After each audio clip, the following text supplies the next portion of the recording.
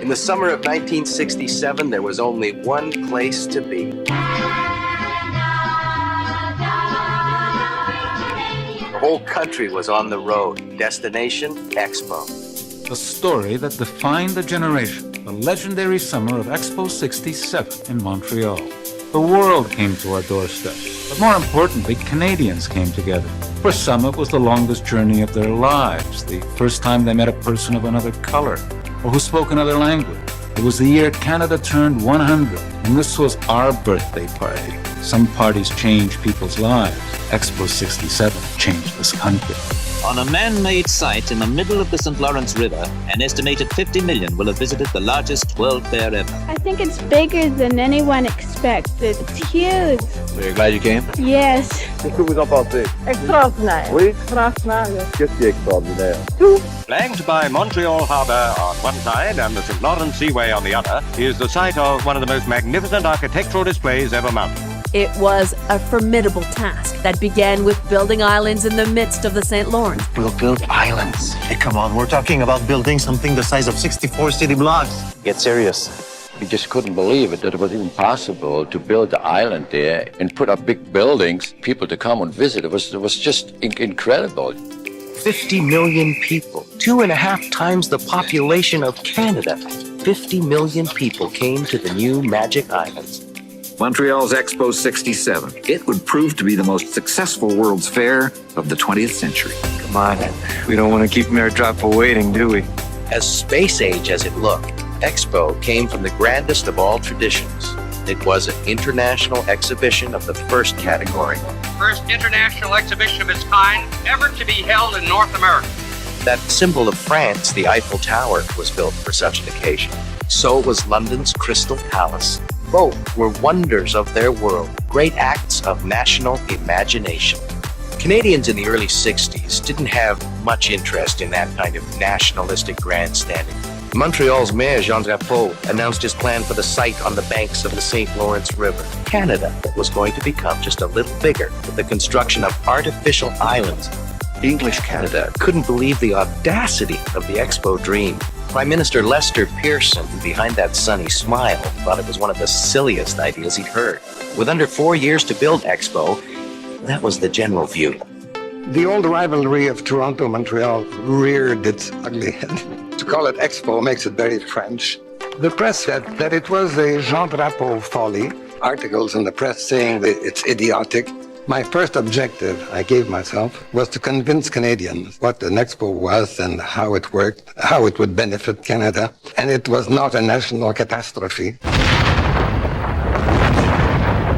No, it wasn't. In fact, the scale and ambition of what was being built here would change Canada forever. But they didn't know that when they started. May 5th, 1960, the host city for the 1967 World's Fair is to be announced by the International Bureau of Expositions, and Montrealers are cautiously optimistic. Until the heartbreaking news, Moscow has defeated Montreal. Par un vote, le Canada avait été défait par la Russie. Beaten by a single vote, the USSR, not Canada, will host the world in 1967. So it would seem. But with rising costs and mounting political tension, the USSR withdrew from hosting the event in 1962, with only 5 years until opening day, causing chaos at the BIE. La Russie s'étant désistée du choix du Bureau international, le Canada et Montréal devraient l'emporter. The BIE quickly awarded the fair to the next qualified bidder, and Mayor Drapeau proudly proclaimed that at last, Montreal would get a World Expo. With one major problem, they had 1/3 less time than other host cities, and some cities had spent 12 years building their World Fair sites. And Montreal no longer had an available site. After losing to Moscow in 1960, the city, in the middle of a housing crisis, gave up the huge swath of land in the east end of the island, where the fair had originally planned to be built. Montreal would now have to build the largest World's Fair in history, in less than 5 years, without a site, and in the harsh Canadian climate. But luckily, Mayor Drapeau thought outside the box. The master plan called for Expo 67 to be situated on man-made islands. Leading to them would be a complex of superhighways and bridges capable of transporting the 12 million visitors expected at Expo. Its preparation alone would require 4 years and over 100 million man-hours of work.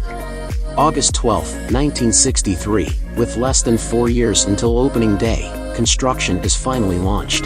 A large press conference was called, and dignitaries unloaded the first tons of fill into the river. 12 months and 25 million tons of fill later, St. Helens Island was reshaped and Ile Notre Dame was created. There is an urban legend in Montreal that all the rock that was used to create the islands came from the metro tunnel construction, but it's actually not true. It represents only about 10%. St. Helens Island was expanded, and the northernmost section was to comprise of an amusement park, designed to entertain visitors until 2:30 a.m., after the pavilions closed for the day. It was to be named La Ronde. Expo started to rise like a fairy story out of this river. And that was very exciting for people to go and look at. Le travail avance très rapidement. C'est presque terminé. Il fallait poser des égouts. Il fallait également creuser les canaux. In the beginning, Expo was 10% engineering and 90% marketing. We decided to take the site and we made it into maps, which we showed constantly. We get a phone call from Macy's. He said, we'd like to devote part of the 7th floor to Expo 67. Can you lend us some maquettes of pavilions? Oh yes, we can do that. We made a three-dimensional site model, which was about 20 by 40 feet. It came in giant pieces. We took the model down to New York City, drew huge lineups. Right there in Macy's, time travel, a guide to the dazzling future. And there would be science and art and magic and music and food and drink from 70 countries. We started moving around. They came to the 2 huge Canadian department stores in Toronto, and then they moved right across the country. It made a dream look like it might become a reality. It's going to be an opportunity to take a look at the future. Director of Operations Philippe de Gaspé-Beaubien became Expo's premier pitchman. There'll be restaurants at night. There's going to be games and songs. There's going to be water shows. There's going to be fireworks. We have a good chance to having one of the most unique and successful exhibitions in the history of the world.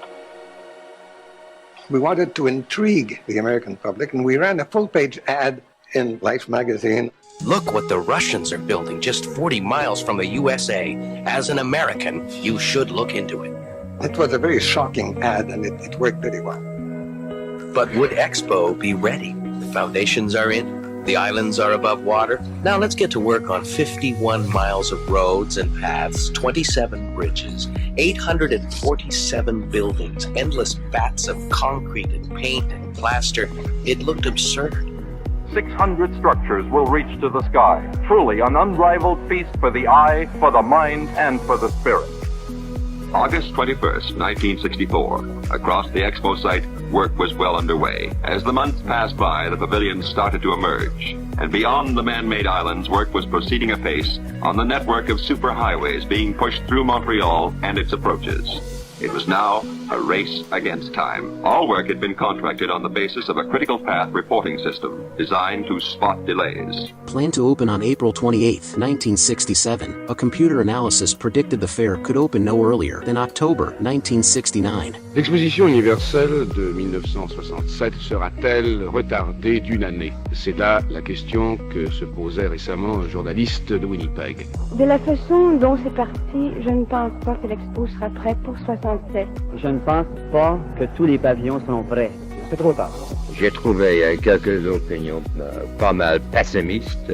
À l'Expo, nous ne sommes pas du tout pessimistes. Je vous assure que l'Expo 67 serait prêt à temps. Ce serait prêt parce qu'il faut.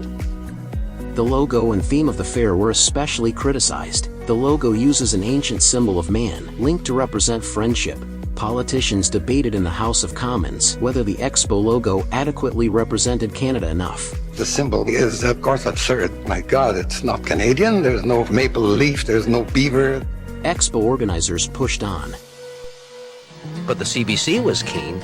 It asked Gordon Lightfoot to carry a guitar around the site and sing about it. But now the seeds are planted and the gates are open wide. The old ways are forgotten, there's no place left to hide. And the legacy I'm leaving you's not very hard to find. You'll see it all around you at this crossroads of time. In the sweet soil it's a-growing at the crossroads of time.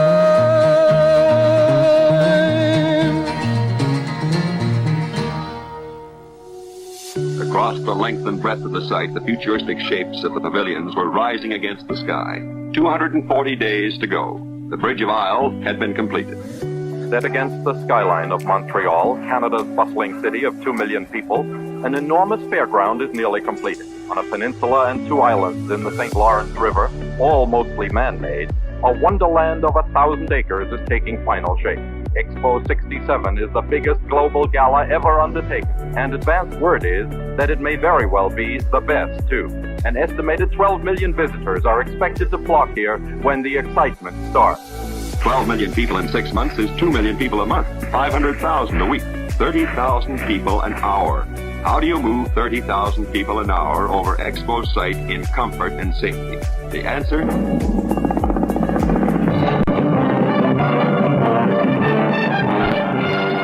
We would provide Expo with one of the world's first automated train systems. On the Expo site, WAPCO technicians were laying down the network of cables needed to make Expo Express the first automated rapid transit train in the Western Hemisphere. To handle 30,000 people an hour, this meant trains must arrive and depart at stations every 2.5 minutes. Expo Express was to be something special. She was to be the train of tomorrow.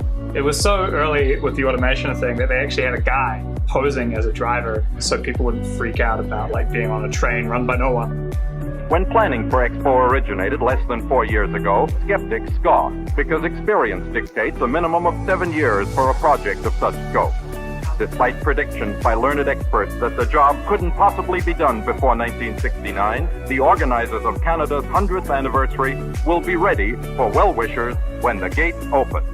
In late '66, Expo was everywhere. I'd like to introduce Mayor Jean Drapeau of Montreal, who's here tonight. Let's have a fine... And then the master of ceremonies to all America gave Expo his blessing. Incidentally, Mayor Drapeau in Montreal will play host to 70 nations. Montreal's exposition in 1967, so we'll be up there to see you, Mr. Mayor. The tide literally turned. The whole world was suddenly talking Expo. Just in time, the world's best party was about to begin. Peut-on dire que jusqu'à maintenant, l'Expo soit un succès? Je crois que le succès est assuré. Ce qui reste à décider, c'est quel degré de succès nous aurons. Come one and all, to Expo 67 Montreal.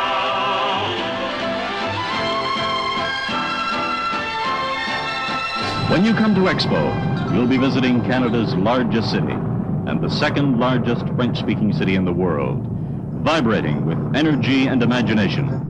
You saw a city, a Canadian city, that you couldn't have imagined could exist in Canada. You'd never seen a city like that before. It was an overwhelmingly exciting experience. Coming from Windsor, Ontario, which is a blue-collar town, Montreal seemed pretty exotic at the time. Montreal was a romaine lettuce town, and Toronto, iceberg lettuce town. Montreal also had this very, very strange and exotic overlay of being another country and another language. I think Montreal was like the hippest place in North America for sure. Lots of artists, writers, poets. The height of Leonard Cohen as a poet, probably the best known, but there were many, many others. People in English Canada didn't travel very much. We were not that affluent, and we didn't even travel much within Canada. I think for a lot of people, the trip to Expo 67 might have been the first time they'd been to Montreal. The kids were good in the trip. They started saying about how exciting it was to be this far away from home. Some said they'd never been as far as Toronto before. Perhaps at this point we should pass on a few driving tips. In Quebec, most road signs are in French. Nord is obvious. North. Sud. South. English Canada, who had only ever known French Canadians as stereotypes. Now this is a vibrant new society. Montreal will welcome you to the Paris of North America, to share her hospitality, her food and wine, to stay with her and see the city. For many months now, Montreal has been preparing to receive millions of visitors, and she's ready now to welcome you. And when the curtain rises on April 28th, Expo will bring you the greatest festival of entertainment the world has ever seen. Come April 28th, one of the most exciting ventures of modern man will welcome its public. A modern Venice in the St. Lawrence awaits its discovery. With the world assembled, Expo 67 promises to be a stunning experience. The whole country had fallen under the Expo spell. A national migration towards Montreal was underway.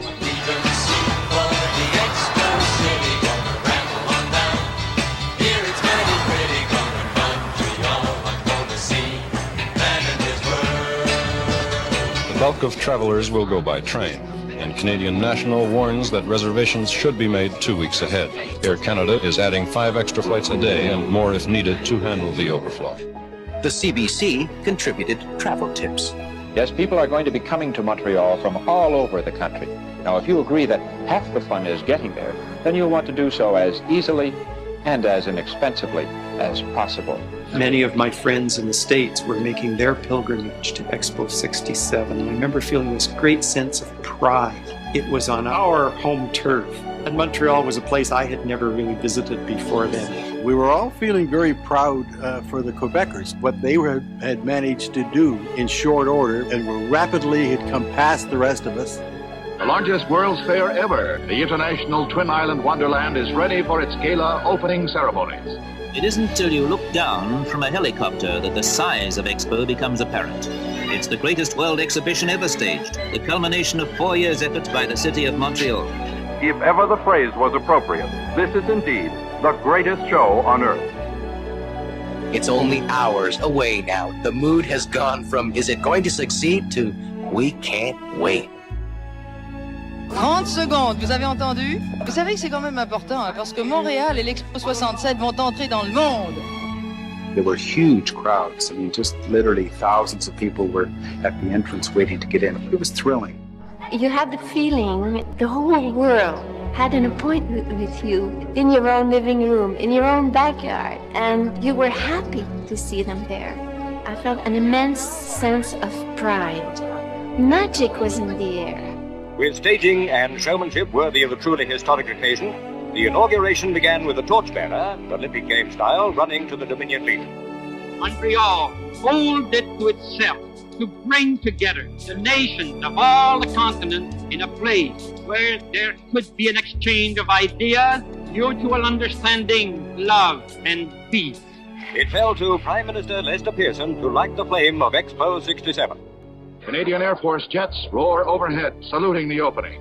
It's expected that some 35 million people will come to the exposition. Dans le port, les sirènes des bateaux, les bateaux-ponts, les cloches de toutes les églises de Montréal.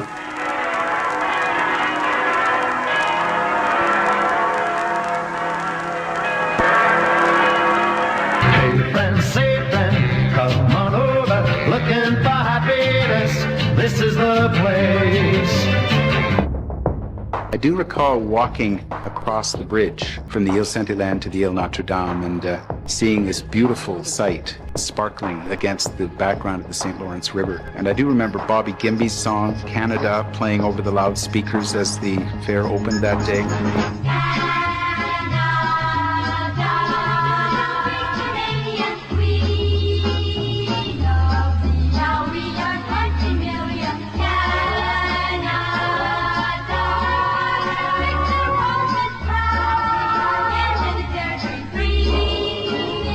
Daring architecture is perhaps the hallmark of the fair. Never before has so much bold imagination been concentrated in one spot. Spectacular fountains, curving, sweeping towers and minarets, majestic waterfalls combine in a feast for the eye. Nous avons à côté de nous une jeune Canadienne anglaise de Sudbury. Mademoiselle, quelles sont vos impressions? Ah, je trouve magnifique, magnifique, immense. Je n'avais rien imaginé comme ceci. Canada was asserting the fact that it was unique, it was different, it was bilingual, bicultural, soon to become multicultural, and feeling kind of good about itself, and feeling that we could have a party and invite the rest of the world. And if you're inviting everyone, everyone needs a passport, an Expo passport. Your ticket is printed like a passport. because your visit to Expo 67 will be a visit to the world. And they have to have it stamped to go into each nation. What is more realistic than visiting the French pavilion? Then you have to have it stamped by a French official. My kids loved it. Notre plus grande réussite, le passeport. Aucune autre exposition avant 1967 avait eu un passeport. Wonderful things to the left of you, to the right, above, below, amazing things, fast things. None of the Hamilton Sea Scouts had been on a subway before. Expo Express, les deux côtés de la plateforme. It was an experience. Just to get on, looking at this thing and I'm going, wow, this is like, it's huge. And there's all these people and they're all going in the same direction. It was fantastic. Its windows were to be abnormally large, designed to give passengers a maximum view of the pavilions and sight. She was fast, yet safe. She could move quietly. By any standard, Expo Express got top marks. You can travel anywhere on the island on Expo's free transportation system. The mini rail, a scaled-down version of the monorail. 5 miles of track for the mini rail will wind between the pavilions, commanding a bird's-eye view of the many breathtaking sights the nations of the world will have contributed. There's no driver to put the brake on either. The complete system is electronically controlled. Every possible comfort for guests has been thought of. Tous ceux qui rêvent de gondoles, de promenades à Venise, d'excursions en bateau-mouche sur la Seine sont servis à souhait à l'Expo. Je dois vous révéler ici qu'il est reposant de quitter la terre ferme pour continuer à visiter l'Expo sur l'eau. Since opening day, Expo 67 is breaking all attendance records set by previous world fairs. 3 days after the opening, we had a crowd of 525,000 people on the site. I remember long lineups. I think people were actually amusing us as we were standing in these very long lineups. We didn't really mind because, you know, in front of you was somebody from Alberta, somebody behind you from Rimouski who you would talk to in your high school French. I guess for that cosmic moment, you know, we stepped outside ourselves and became more friendly, more outgoing. That summer, Montreal was the global village. Expo 67 is an immense party bringing together people from all over the world, but it is also a party for the youth, you know, the coming of age of that boomer generation. It was a summer of love in San Francisco, but also in Montreal. I wrote back to my family, just outlining how much fun I was having. I was trying to get my father to have a little more fun in life, that there is more to life than just making money and just looking after the family. Here's the whole world in colorful miniature. All the pavilions have exciting differences, but over them all there's exciting oneness, a common denominator that is human and welcoming. Ironically, the British and French have neighboring pavilions. Britain's windowless structure, designed by Sir Basil Spence, is a 5-chapter journey through one story, the challenge of change. On ordinary days, visitors often wait 40 minutes in the queue to get in. Mario Armengaud's towering figures symbolize the dominance of man, as visitors move through the shadowy hall and listen to a commentary on Britain's role in the modern world. The Anglo-French Concorde is represented by a model. 2 other examples of engineering at Austin Mini and from the Owen organization, a BRN. Even James Bond gets in on the act, a larger-than-life character, and who can deny his place in the chapter on books? Ethiopia, with its tent-like structure, transported across 3 continents to stand proudly here in the middle of the St. Lawrence River. At Expo, you can travel the world in 1,000 acres. From Ceylon, it's a short walk to Burma. There you can sit down and take tea while contemplating a trip to Thailand, just across the canal. In the vastness of it all, the giants face each other. The Russian pavilion, built eventually to become a university in Moscow, is across the river from the Dome of America. It sits astride the mini rail track. One of the great achievements was to get the trains going straight through the building. The United States Pavilion is among the most dramatic. It is a geodesic dome, a bubble made of plastic panels. Its acrylic skin will glisten during the day and radiate a golden glow at night. Created by world-renowned architect Buckminster Fuller, it is a striking showcase for the stars and stripes. For the first time, we were able to go to artists and say to them, what would you do if you had unlimited space? Do you want to do 100-foot high painting? Love it. The whole idea of having a three-dimensional environment, like a series of lily pads in depth. The space exhibit that dominates much of the pavilion is one of the reasons for its being among the most heavily attended buildings. The 60s were based on the race between the USSR and the USA to conquer space, go to the moon as fast as possible. And this triggered an extraordinary optimism among many communities around the world that the world would change, that we would expand our environment, that we would live on the moon. Even the Gemini space capsule, charred and scorched from a hazardous 14-day trip, is dwarfed by the collection of strange machinery designed to carry the first American spacemen to the moon. There's an excitement that I have to say I've never seen since or before. And I've done a lot of expeditions that I've been proud of. I've never been so affected by space as I have by the interior of the U.S. pavilion. A short mini-ride can cover an ocean of ideas and imagination and take you to Canada's huge pavilion. Katimavik, a giant inverted pyramid. This is the Canadian Pavilion. Canada is a complex country, diverse in heritage, and the pavilion is a reflection of this diversity. It doesn't tell the whole story of what we are, but it shows something of our culture, our traditions, and our place in the 20th century. Part of the Canada Pavilion was designed to accommodate two Inuit sculptors who were brought down from the north, who actually lived with a family in Montreal, and who carved Inuit sculpture narratives into the plaster. The Geological Court, mineral samples from all parts of Canada, and a map showing the wealth that lies under our farms and forests. This giant tree reflects the colors of autumn in Canada's national symbol, the maple. They are made of nylon. The 500 leaves are photographs of Canadians in their everyday life. We call it the people tree. The proudest feature of the pavilion is the Katimavik. The word means meeting place in Eskimo. It is a huge inverted pyramid, the height of a 9-story building. An open hand towards the sky, it symbolizes the Canadian people reaching for a better future. And here are the tourists. You mustn't let them down. There are certain kinds of pictures they just have to take home.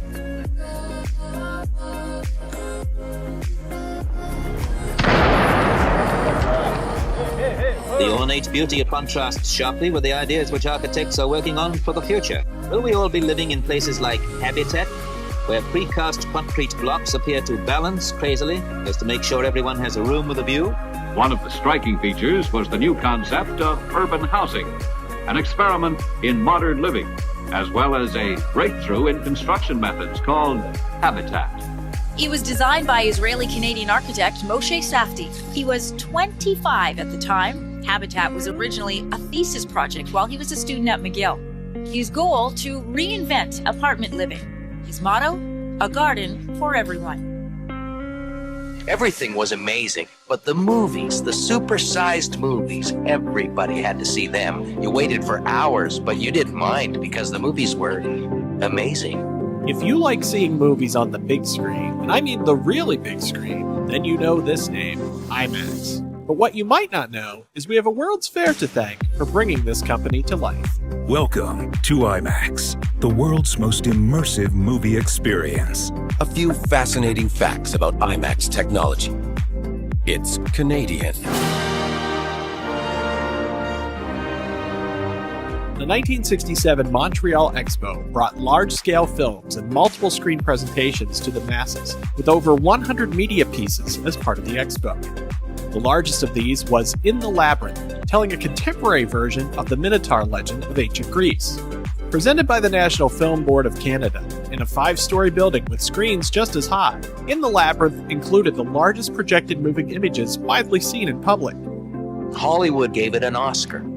3 producers from the NFB brought Labyrinth to life, and one of them, renowned documentary filmmaker Roman Kreuter, along with a few other NFB filmmakers, saw a future presenting larger-than-life, fully immersive experiences. So in August of 1967, even as the expo was still operating, Roman and his partners founded what would become IMAX. Oh, and Roman's also the inspiration for the Force in Star Wars, but that's for another video. Become aware of some kind of force or something behind this apparent mask. Surround screens, or you could have them down below you and above you and beside you. I remember walking out and just seeing the bright sunshine at Expo and going, I'm in the wrong field. I'm going to go to film school. So my whole life I owe to that one day at Expo. Expo would change everyone a little. Expo would change many people a lot. What do you think about Expo so far? I think it's bigger than anyone expected because, you expect it like a fair and you come and it's huge. So you're glad you came?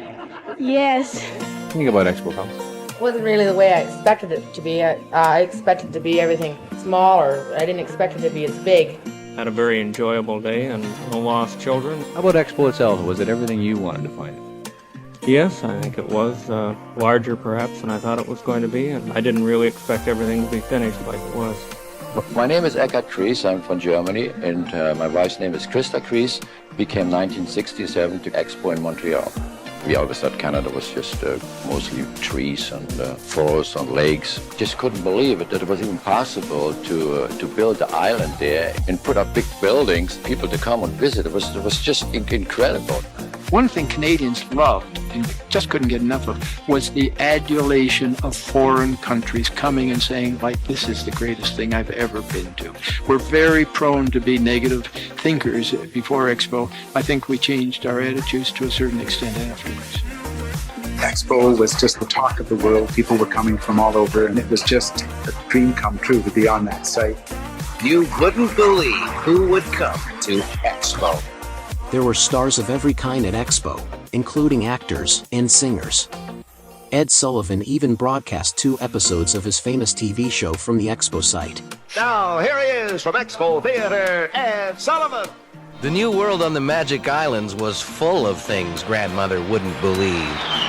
Bonsoir, mesdames et messieurs.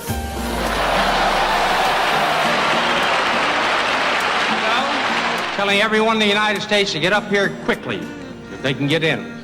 Jacqueline Kennedy makes a late-season visit to Expo 67, touring several of the major attractions, including the U.S. Pavilion. Her weekend at the fair created a human traffic jam, as huge crowds followed her everywhere she went on the exposition grounds. Mrs. Kennedy, one of the glamour attractions at Expo. Have you heard much about Expo? Oh, a great deal, and of course we've been reading about it in all of the magazines and newspapers, and we're all terribly excited to be here, and we look forward so much to visiting the Expo. United States Day at Canada's Centennial Expo 67 brings a surprise visitor to Montreal. President Johnson came. No one who visits Canada this gala summer would think of leaving without taking in the dazzling sights of Montreal's Expo 67. And that goes just as much for Her Sovereign Majesty as for any of her Commonwealth subjects. Canada. What a marvelous picture of the Queen. On board Britannia, she was showing as much interest and excitement for her tour as the thousands who waited on shore for her arrival. She had the sparkle that only a woman enjoying herself can have. And at Expo 67, the gaiety of her informality was infectious. La terre des hommes célèbre le Canada d'hier et d'aujourd'hui. Elle préfigure aussi celui de demain. Que sera donc ce Canada? Il nous apparaît ici tout d'abord créateur, et surtout ici au cœur du Canada français.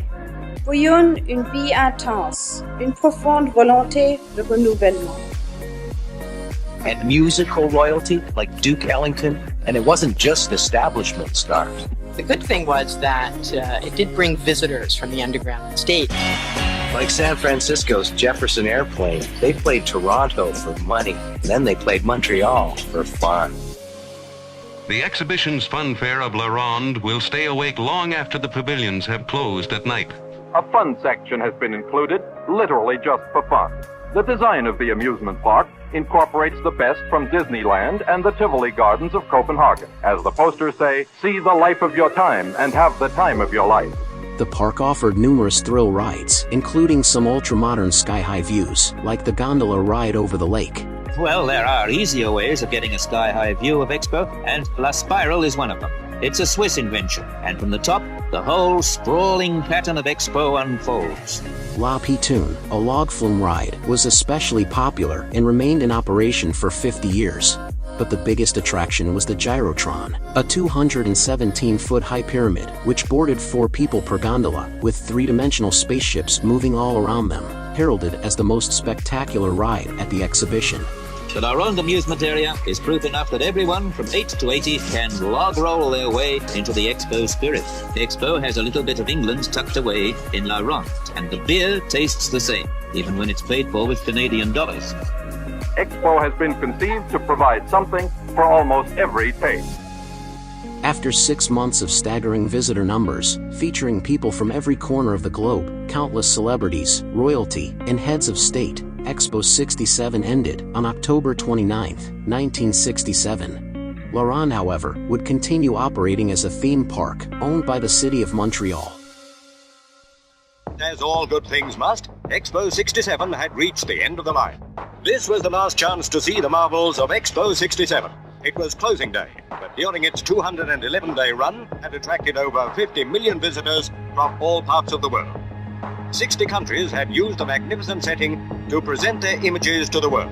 Expo had done its job well. October 1967, cold wind, autumn turning towards winter, party's over. 50 million people come and now gone. Every one of the more than 50 million of people who have moved across these grounds have become more conscious of our global neighborhood. The fact that every man on this planet is linked to every other man.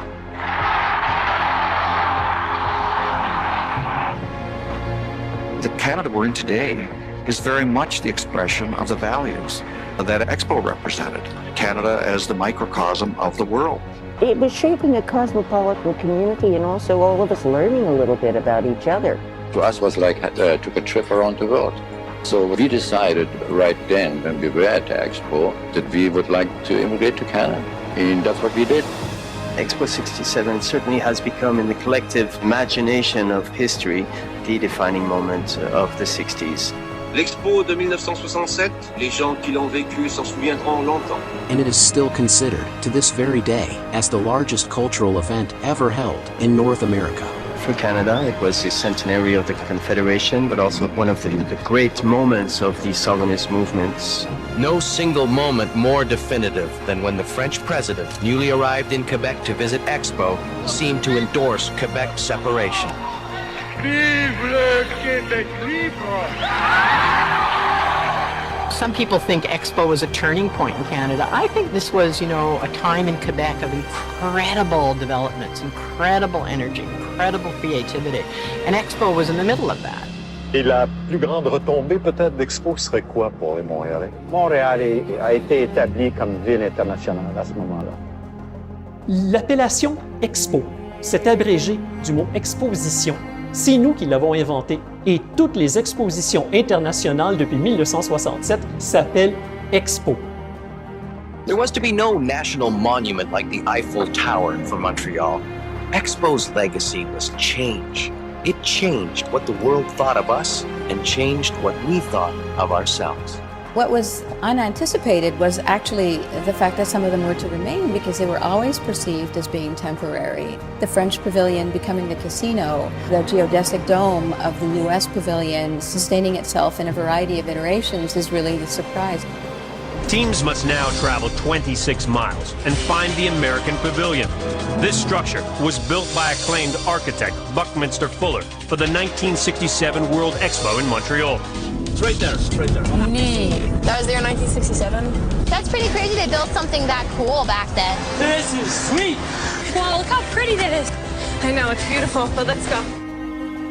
The American Pavilion, the building of which still stands today, was especially notable because it caught the eye of one famous mouse lover. Walt Disney, when he came to Montreal and he saw the Buckminster Fuller sphere, he loved it. He really wanted one for his future park that we would call Epcot, part of Disney World. Last week, I was in Chicago, flying back to Montreal. The electronic signage. Montreal was represented by, guess what? The geodesic dome. Really? So it lives in the present day. Canada launched this colossal exhibition to celebrate the centenary of Confederation, some birthday. Not just a day you'll remember and an evening out you could never equal. Expo 67 will be an unforgettable and perhaps significant global experience. If you went to the University of Expo, that experience, you came back with an education that would change you, I think, changes your DNA. The country needed that. The young people needed that. Bruno Paul Stenson was 5 then, and so enthralled he's since amassed an impressive collection that's now part of a museum display. Thousands of people all over North America and the world have their Expo passports tucked away, and they will only come to light when they die. And someone says, what on earth was this? What must never be forgotten is the pride felt by Montrealers to have successfully built something in 4 years that some countries had spent 10 years building. And in the end, it was Montreal's World Fair that would be lauded by all other nations as being the greatest of all time.